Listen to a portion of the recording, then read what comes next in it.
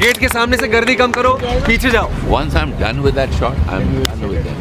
Action! अरे यार side पे। And cut. दशकों में कोई एक ऐसी फिल्म आती है जो हमारे दिल और दिमाग को एक साथ छू जाती है। 2009 में आई थी आमिर खान की फिल्म 3 इडियट्स और अब 2023 में विक्रांत मसे की 12th फेल। इन दोनों फिल्मों में एक चीज कॉमन है और वो है brilliant man Vidhu Vinod Chopra. 12th fail movie को उन्होंने इतनी ऑथेंटिसिटी के साथ बनाया है कि इसे देखने के बाद हर कोई अपने आप से रिलेट कर पा रहा है। तो चलिए देखते हैं इस must watch movie 12th fail के कुछ बिहाइंड द सीन्स और जानते हैं कि आखिर कौन कौन से लोकेशंस पर इस मूवी को शूट किया गया है। साथ ही जानेंगे कि इस फिल्म की ऑथेंटिसिटी को मेंटेन करने के लिए मेकर्स को क्या क्या करना पड़ा। तो स्वागत है आपका आपके अपने चैनल अनिकेत निगम क्रिएशंस पर। जैसा कि हम सब जानते हैं कि 12th फेल एक रियल लाइफ स्टोरी है जो कि बेस्ड है मनोज कुमार शर्मा पर, जिन्होंने अत्यधिक गरीब परिस्थितियों के बावजूद one of the most difficult exam crack किया और IPS ऑफिसर बने। इस मूवी की स्टोरी राइटर्स ने अनुराग पाठक जी की लिखी हुई बुक 12th फेल से ली है। Transformation of Vikrant into Manoj. Vikrant मसे ने जिस परफेक्शन के साथ मनोज कुमार शर्मा के इस कैरेक्टर को प्ले किया है वो शायद ही कोई और कर पाता।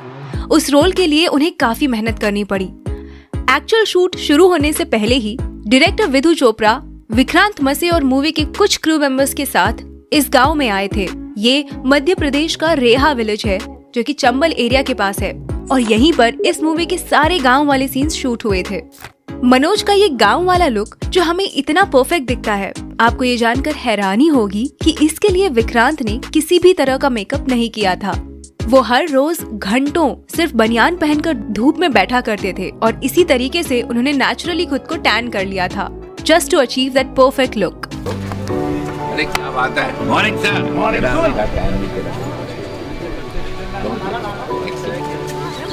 लेकिन ज्यादा धूप की वजह से उनकी स्किन इतनी ज्यादा टैन हो गई थी कि वो जली हुई लग रही थी और ये कुछ सीन्स में एविडेंट भी है।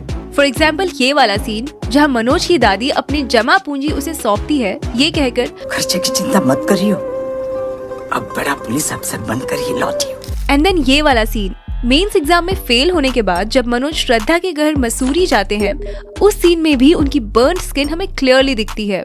इसे वो लोग मेकअप से कवर डेफिनेटली कर सकते थे, लेकिन विक्रांत ने कहा कि इसे एज इट इज रहने देते हैं क्योंकि उस सीन में मनोज लो और अंडर कॉन्फिडेंट फील कर रहे थे because of his failure in the exam और विक्रांत भी उस वक्त बर्न स्किन की वजह से कुछ वैसा ही फील कर रहे थे।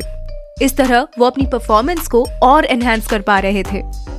बाय द वे, अगर मेकर्स चाहते तो पोस्ट प्रोडक्शन यानी कि एडिटिंग के वक्त भी स्किन को क्लियर और लाइटन कर सकते थे, but they had decided to keep it natural. Madhya Pradesh के उस रेहा गांव में शूट हुए सीन्स के ये रहे कुछ बिहाइंड द सीन्स क्लिप जिसमें 12वीं क्लास में पास होने के लिए मनोज पर्चियां बना रहा होता है। देखिए DOP ने कैसे उसे अपर एंगल से शूट किया था और तब इतना भारी वजन का कैमरा उन्होंने अपनी कमर से बांधा हुआ था। Making of cheating scene. ये जो चीटिंग वाला सीन है इसे शूट करते वक्त डायरेक्टर विधु विनोद चोपड़ा जी को काफी तकलीफ हुई थी क्योंकि इस लोकेशन के साथ साथ हमें इसमें दिख रहे सभी स्टूडेंट्स रियल हैं। जूनियर आर्टिस्ट को पता होता है कि शूटिंग के टाइम कैसे बिहेव करना है और भीड़ वाले सीन्स में उनकी नजर कैमरे की तरफ होनी चाहिए कि नहीं, लेकिन इन स्टूडेंट्स को बार बार बताने के बावजूद भी वो वही गलती दोहरा रहे थे और फाइनली जैसे तैसे उन्हें कसम देकर डायरेक्टर साहब ने उनसे ये एग्जाम वाला सीन शूट करवाया था। कैमरे में नहीं देखो। And cut. One more. कलाकारी दिखा रहा है लेकिन कैमरे में मत देखो।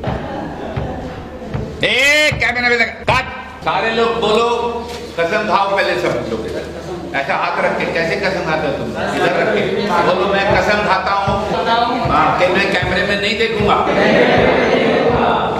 बिल्कुल बिल्कुल। चलो action and cut. I think we got it. Playback.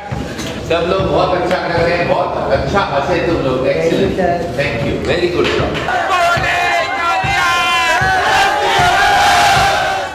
Mastering a jugaad driving. Total इसमें 4 और रिवर्स।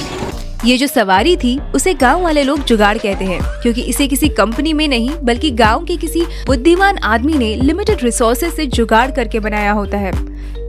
इन जुगाड़ू चीजों को चलाना भी उतना ही मुश्किल होता है जितना इसका इनोवेशन। घर के खर्चे निकालने के लिए मनोज और उसका भाई इस जुगाड़ को चलाते हैं। इन कुछ सीन्स के लिए मनोज के भाई का रोल प्ले कर रहे एक्टर राहुल कुमार ने स्पेसिफिकली ये जुगाड़ चलाना सीखा था और तब जाके इसके कुछ सीन्स उसी एमपी के गांव रेहा में शूट किए थे। पहले दिन तो मुझे बहुत तंग किया इस अफलातून ने, लेकिन हाँ धीरे धीरे पकड़ में आई। Making a setup at Mukherjee Nagar. जब मनोज अपने नए नवेले दोस्त पांडे के साथ आईपीएस बनने दिल्ली आता है, तब वो वहाँ लगे हुए सब कोचिंग के एडवर्टाइजमेंट्स वाले ढेर सारे बैनर्स और पोस्टर्स देखता है। उसी के साथ वो मुखर्जी नगर की भीड़ भी देखता है और अपने दोस्त से कहता है, इतने सारे स्टूडेंट है भैया, कैसे हो पाएगा? वेल, ये सब जो बैनर्स वहाँ लगे हुए हैं वो मूवी के प्रोडक्शन डिजाइनर टीम की ही बनाई हुई है। इस सीन को दिल्ली के मुखर्जी नगर में ही शूट किया गया था, जिसे यूपीएससी एस्पिरेंट्स का हब भी कहा जाता है।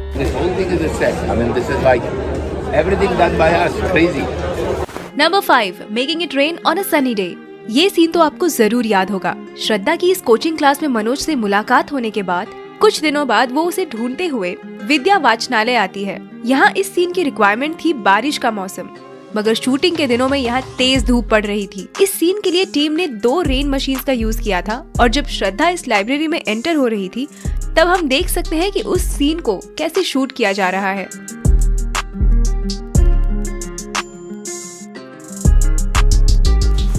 Number 6, Medha sang a song in reality। इस ट्रूथ एंड डेयर सीन में जब श्रद्धा पर गाना गाने का डेयर आता है, आपको ये जानकर हैरानी होगी कि ये आवाज न श्रेया घोषाल की है न किसी और प्लेबैक सिंगर की, बल्कि इसे खुद मल्टी टैलेंटेड एक्ट्रेस मेधा शंकर ने ही गाया है, और वो भी ऑन लाइव लोकेशन। इससे हम समझ सकते हैं कि ये मूवी कितनी ऑथेंटिसिटी के साथ बनाई गई है। जब कास्ट एंड क्रू में से कोई अच्छा काम करता था तो डायरेक्टर विधु उसे 20 रुपए एज अ रिवॉर्ड देते थे, as a mark of good job that somebody had done. जब इस पर्टिकुलर सीन का शूट खत्म हुआ तो विधु जी ने मेधा को 100 रुपए दिए थे, which was 5 times of his regular reward. Indeed, it was worth it. क्योंकि सच में यहाँ पे मेधा जी की परफॉर्मेंस हार्ट स्टीलिंग थी। 100 rupees. When I give 100 rupees, you know how nice it is. ये सीन दिल्ली के दिल्ली हाट इस रियल लोकेशन पर शूट हुआ था। इस सीन को अगर आपने गौर से देखा हो तो आपको रियल कपल मनोज कुमार शर्मा और श्रद्धा जोशी भी यहाँ पीछे बैठे हुए दिखाई देंगे। इन दोनों को बैकग्राउंड में आउट ऑफ फोकस ही क्यों ना हो, लेकिन इस मूवी का हिस्सा बनाना था और ये आइडिया डायरेक्टर विधु जी का ही था। इस सॉन्ग को फिर बाद में मेधा जी की आवाज में एज अ फिल्म वर्जन भी रिकॉर्ड किया गया था। Number 7, रजनी's transformation. फिल्म के सभी कैरेक्टर्स की स्क्रिप्ट के अकॉर्डिंग एजिंग की जा रही थी और उनके लुक चेंज किए जा रहे थे, लेकिन जब मनोज की छोटी बहन रजनी की बात आई तो उसे छोटा बड़ा कैसे दिखाया जाए, ये चैलेंज मेकर्स के सामने था। इसकी तो कोई छोटी बहन भी नहीं थी जिसे वो छोटी रजनी दिखाते, लेकिन हाँ इसका एक छोटा भाई जरूर था, तो उन्होंने उस पर ये एक्सपेरिमेंट किया और उस लड़के को ही छोटी रजनी बनाकर शूट किया। और क्योंकि वो दोनों भाई बहन थे, उनके फेस कट्स अच्छे से मैच हो रहे थे और कुछ इस तरह उन्होंने रजनी के कैरेक्टर में ऑथेंटिसिटी मेंटेन की थी। Number 8, special appearance of doctor Vikas Divyakirti. हम सब इससे वाकिफ हैं कि 12th फेल में दृष्टि आईएएस के founder and coach Vikas sir का स्पेशल अपीयरेंस है। डायरेक्टर ने एक्शन बोलते ही विकास सर की क्लासरूम में एंट्री हो जाती है। सर आगे जाकर स्टूडेंट्स को सिविल सर्वेंट का महत्व समझाते हैं। आइए Vikas sir, very good, walk fast.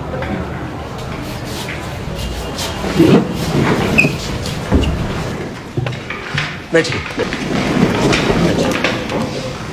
IAS बनना बड़ी बात नहीं है, बड़ी बात यह है कि जिस कुर्सी पर आप बैठेंगे ना, उससे आपकी इज्जत ना हो, बल्कि आपसे उस कुर्सी की इज्जत बढ़े। और फिर एक दिन आएगा जब आप मुझसे मिलने आएंगे, आप नहीं मैं खड़ा हूंगा। जब ये शॉट फाइनलाइज हुआ तो डायरेक्टर विधु जी ने विकास सर को गले लगाया और उन्होंने इसके बारे में क्या कहा, सुनिए। I've been making movies for 50 years now, but this is one of the best crowd scenes I've handled. I am so worried about the looks and none of you look at the camera. So hats off to you.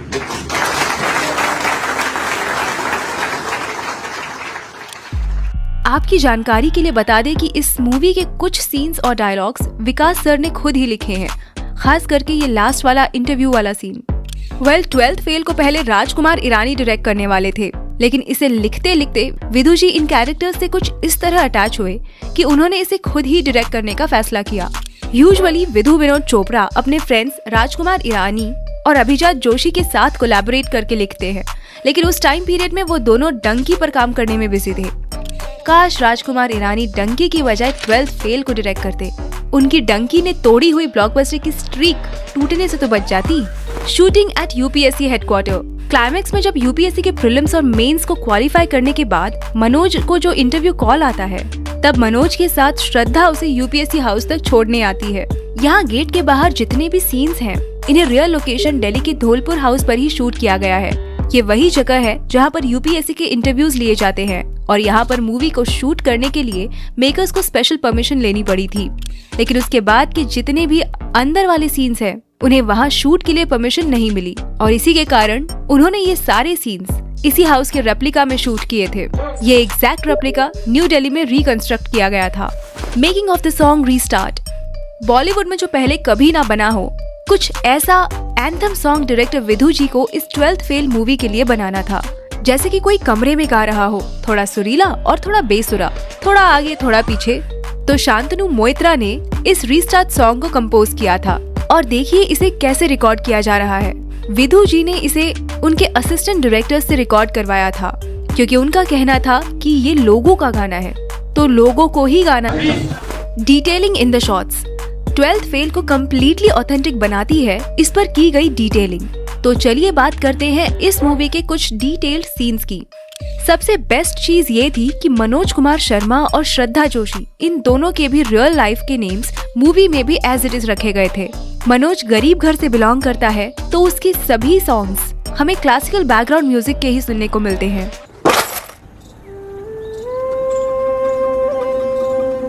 तो पैसा और श्रद्धा के solo songs पर modern music का लहजा है। तुम नजर से बोलो ना। लेकिन जब वो दोनों साथ में आ जाते हैं, तब इन दोनों क्लासिकल और मॉडर्न म्यूजिक को ब्यूटीफुली कंबाइन करके प्रेजेंट किया गया है।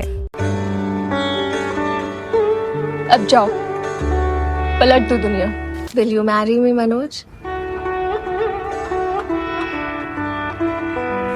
श्रद्धा डिप्टी कलेक्टर बनने के बाद जब मनोज के इंटरव्यू के दिन दिल्ली आती है, जिस व्हाइट एम्बेसडर कार में वो दोनों यूपीएससी के लिए ट्रैवल करते हैं, उस कार के नंबर प्लेट की शुरुआत यूए यानी कि तब के उत्तरांचल और आज के उत्तराखंड को रिप्रेजेंट करती है। 12th फेल के ऑलमोस्ट सभी सीन्स रियल लोकेशन पर ही शूट हुए हैं। हालांकि गांव वाले सभी सीन्स को डायरेक्टर और team easily Mumbai film city में शूट कर सकते थे, but they decided to shoot it in the real village of Reha, just to be a lot more authentic. ये पहली ऐसी फिल्म है जो रियल मुखर्जी नगर और राजेंद्र नगर में शूट हुई है, और वो भी रियल यूपीएससी स्टूडेंट्स के बीच। मुखर्जी नगर में हर हिंदी मीडियम का वो बच्चा था जो अपने गांव में ये बोल के आया था कि मुझे कुछ करके दिखाना है, उसमें भी एक। इस मूवी का हर एक सीन डिटेल है, जिन्हें डायरेक्टर और उनकी टीम ने काफी मेहनत और ध्यान से बनाया है। हार नहीं मानूंगा 12th fail restart based on A true story inspired by million true stories. इसका माने क्या है? हजारों कहानियों से प्रेरित है, तो हजारों कहानियां किनकी कहानियां हैं? वो आपकी कहानी है। और वो पोस्टर में आप ढूंढते रहिएगा कि हीरो कहाँ है, वो आपको नजर नहीं आएगा। एक्चुअली इसमें अगर हम स्पॉट पे हीरो कॉन्टेस्ट करें तो बहुत इंटरेस्टिंग होगा, आपको पता ही नहीं लगेगा कि है कहाँ। यही मैं कहना चाह रहा हूँ। इसमें तो एरो लगाया है हमने आपके लिए कि आप ढूंढ लें कि हीरो कहाँ है। ये होते हैं रियल हीरो। हजारों में से एक मनोज, जैसे हजारों लोगों लाखों लोगों में आप एक है। कई लोगों ने कहा कि उनका हीरो जो गौरी भैया है, कोई कहता पांडे है, कोई कहता मनोज है, कई कहते श्रद्धा है। तो जब आप ये फिल्म देखें तो हमको जरूर बताइएगा कि आपकी नजरों में इस फिल्म का सही हीरो कौन। मैं भी हो सकता हूँ, अगर आपको लगता है मैं हूँ तो वो भी बता दीजिए। 12th फेल 27 अक्टूबर 2023 को थिएटर्स में रिलीज हुई थी।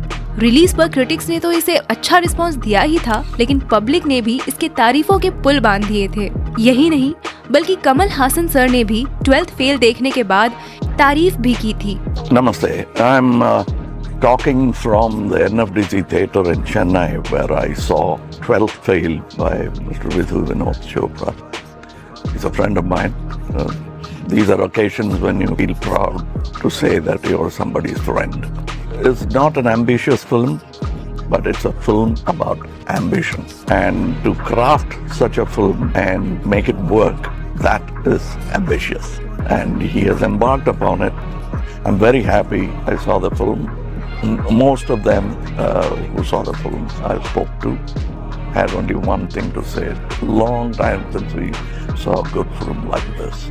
I would like to second that motion. Thank you, Vinod Chopra, for making a film like this. It brings back hope in filmmakers like me to confidently go ahead and do what you love most. Restart. अगर आप भी 12th fail देख चुके हैं तो कैसी लगी आपको विक्रांत, मेधा और बाकी एक्टर्स की परफॉर्मेंस? हमें कमेंट करके जरूर बताएं। क्या रहा तेरे रिजल्ट का? IPS। इस वीडियो को आखिर तक देखने के लिए आपका तहे दिल से शुक्रिया।